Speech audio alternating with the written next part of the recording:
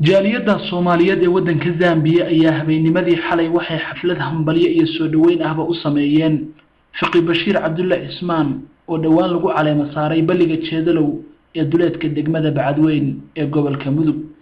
سيدو كلا وحي جالية أيدين قوامدي دحال قلقا أها يكسو بحي شركي كدعي دولات كبعدوين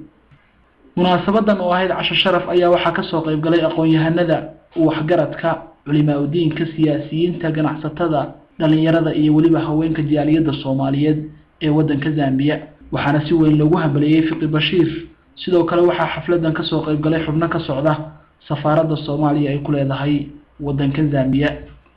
ugu horreyn waxa kulanka ka hadlay Cabdulqaadir Sheekh Maxamuud Guduudow wuxuuna si weyn ugu dheeraaday taariikh nololeedka Fiqiga sidoo kale wuxuu goobta ka akhriyay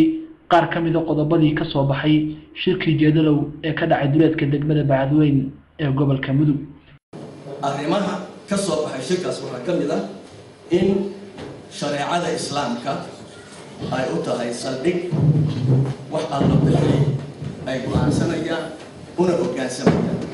ayay go'aansadeen reer waxa ka mid ah in la xoojiyo nabadda gobolka gaar ahaan Puntland in nabadeeda iyo midnimadeeda iyo muxuu ahaa xasiloonideeda in la xoojiyo oo sidii ay ku xoogsanahay laga qayb galo in la abuuro ila dhaqaale maalgashina dalka lagu sameeyo si halkaas dadku ay uga helaan shaqo iyo nolol darisnimadu ka dhaxayso in ay kula noolaadaan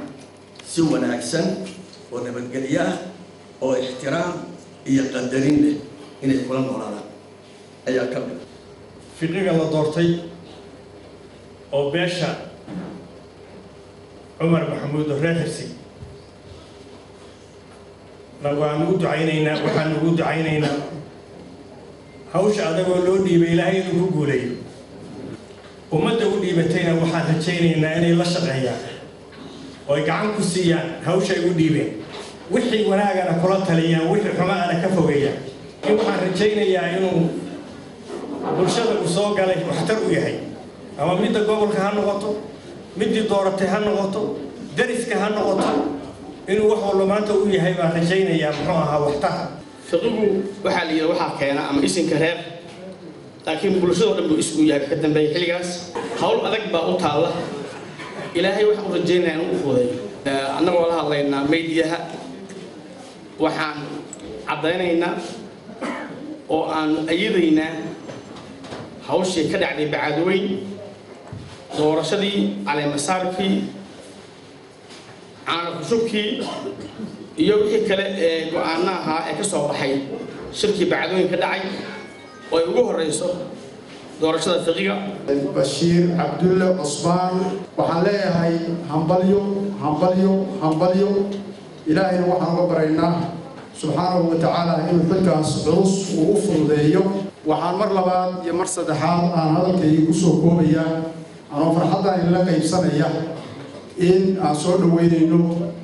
isinka cusub aan leenahay